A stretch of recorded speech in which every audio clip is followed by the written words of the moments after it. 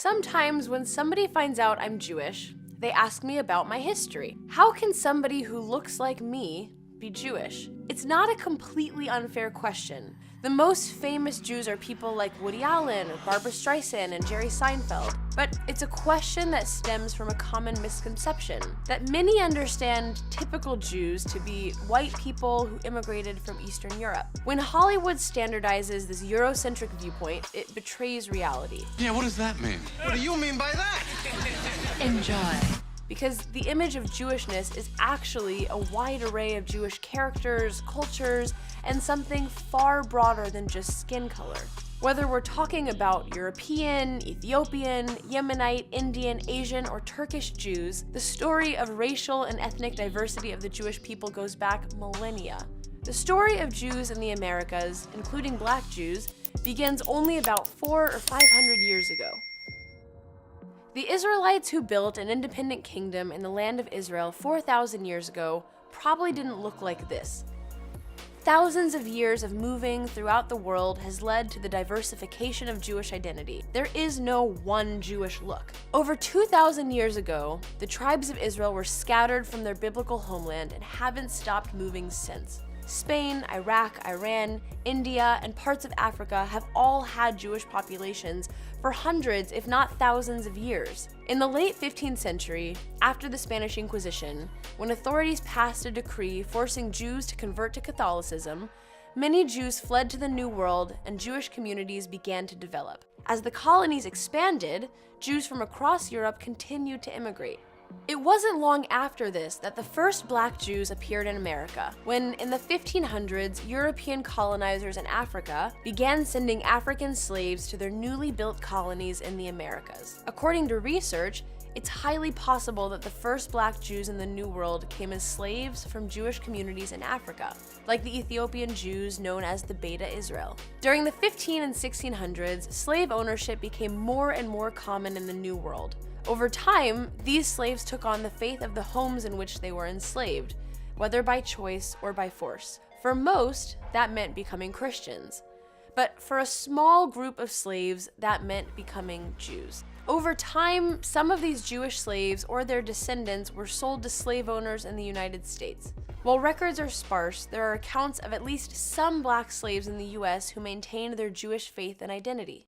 Regardless of whether they were Jewish or not, Black slaves felt a strong connection with the Israelites of the Bible who were rescued from slavery in Egypt and chosen by God for a unique destiny. A verse from Psalms particularly bolstered this connection. "Princes shall come out of Egypt, and Ethiopia shall soon stretch forth her hands unto God." This verse empowered and uplifted many, while leading others to believe it to be a proof of a historical connection between the biblical Israelites and modern-day Black peoples. With the Great Migration of the early 20th century, millions of Black Americans relocated to northern states in search of opportunity and to escape racist Jim Crow laws.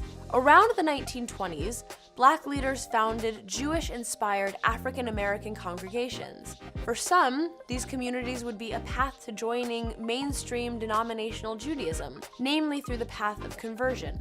Conversions would go on to become more common among Black Americans in the decades to follow. The most famous example of conversion was the world-famous singer, actor, and comedian Sammy Davis Jr. Born to a Catholic mother and a Baptist father, Davis began his journey to Judaism after surviving a car crash in 1954. He discovered the similarities between Judaism and Black culture from his friend, comedian Eddie Cantor, which led Davis to study the religion further and eventually convert.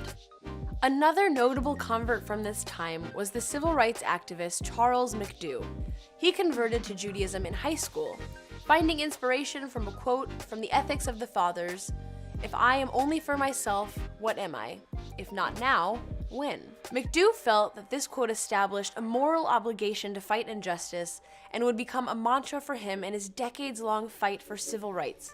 High-profile converts like these lead many people to believe that if they're meeting a Black Jew, they're meeting a convert. But that's not the case, especially today. I myself am not a convert, nor were my parents. My father is a Black Christian from Georgia, where his family had been for generations, while my Jewish mother's family came to Kansas from Eastern Europe. While interracial marriages like my parents are not unusual today, They used to be extremely uncommon and were even illegal in many states until 1967. That's when the Supreme Court ruled in Loving versus Virginia against anti-miscegenation laws, allowing for legal interracial marriage across the US. Many of those marriages were between blacks and Jews. In the second half of the 20th century, the number of black Jews increased significantly. This included those born Jewish, those adopted into Jewish families, and those who converted. That tapestry was on display in December 1993 at a symposium at the California African American Museum entitled Where Worlds Collide: The Souls of African American Jews. Shortly thereafter, Black and multiracial Jews began forming organizations to support their particular concerns, issues, and Jewish heritage. In 1995, Robin Washington founded the National Conference of Black Jews. Around the year 2000, B'chol Hashon was founded to support Jewish interracial families. Around the same time, Yavila McCoy, a Black Orthodox diversity educator and consultant, started the Ayeka Resource Organization to provide support and resources for a multi-dimensional Jewish identity.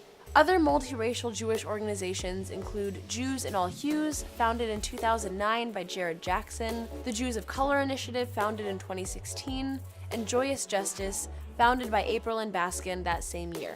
The work of individuals and organizations like these and others have helped Jews and non-Jews alike appreciate the extent to which the Jewish people are a multiracial community. This shift has been aided in no small part by the fame of notable and talented Black Jewish performers in pop culture.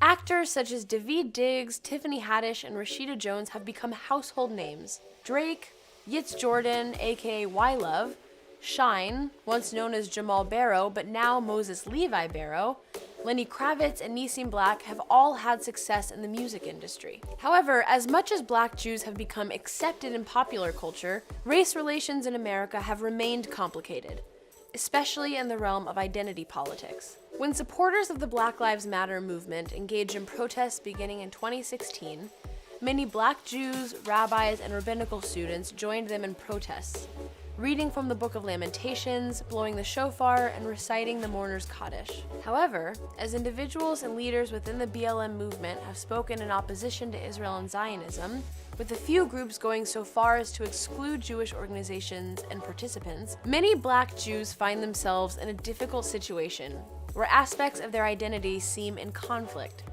a dilemma between race and their religious and cultural identity.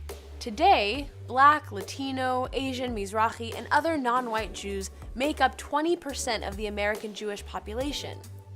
This group is often referred to as Jews of color, though the term is contested and I personally don't identify as a Jew of color, which you can read more about in my article on the subject linked below. Despite growing awareness within the Jewish community, many Jews of color continue to feel that Jewish individuals and organizations treat them as other, requiring them to explain and justify their existence and fight biases within their community.